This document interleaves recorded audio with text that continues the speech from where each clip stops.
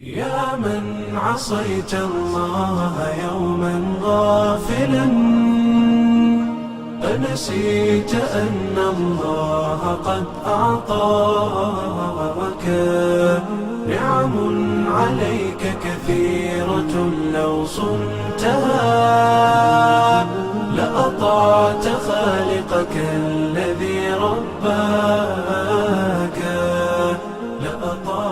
بسم الله الرحمن الرحيم.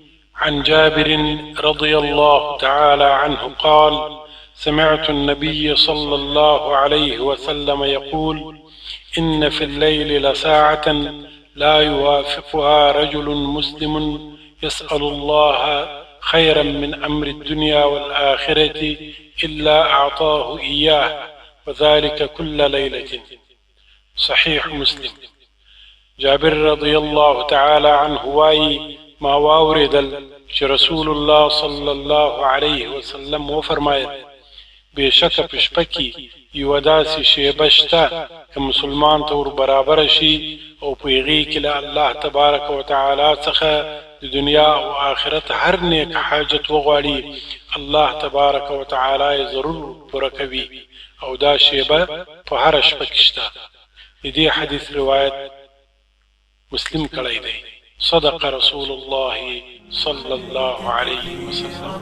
لو صنتها لأطعت خالقك الذي رباك، لأطعت خالقك الذي رباك.